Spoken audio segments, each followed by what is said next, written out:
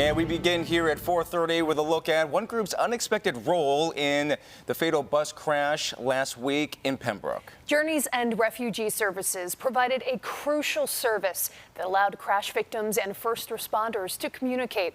Right now, we're joined by the organization's CEO, Pamela Keffey. Pam, thank you so much for coming in this afternoon. Thank you for having me. So first, let's begin with maybe walk us through what Journey's End's response looked like on Friday.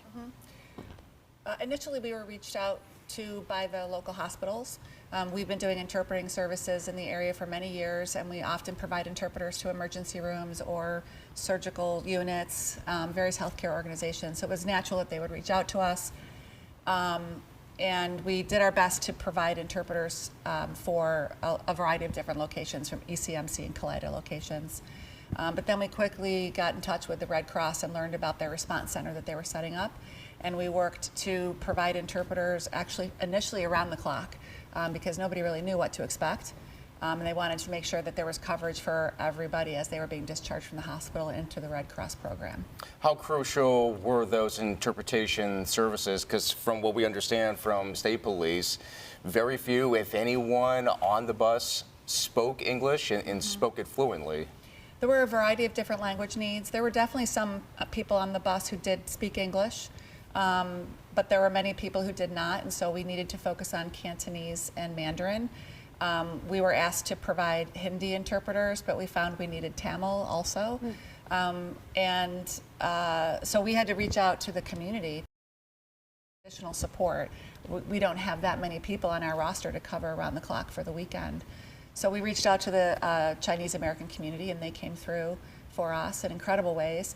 Other members of the Amherst town government reached out to the Hindi community, and people just came out with all kinds of support.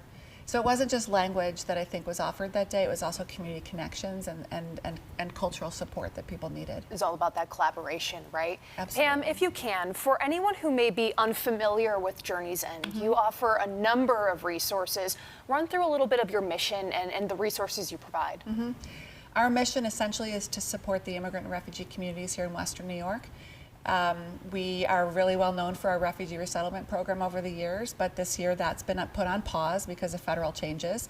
But we continue to provide immigration legal assistance in Buffalo, Rochester, Ithaca, and Binghamton. And we have a variety of case management services here in Buffalo and in Jamestown.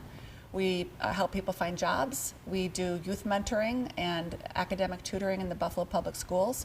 We have an urban farm that is thriving at this moment, and we have an interpreting and translation department that provides languages, about over 60 languages. We have 130 interpreters on our roster, and we work in schools, hospitals, courts, you name it, we're there.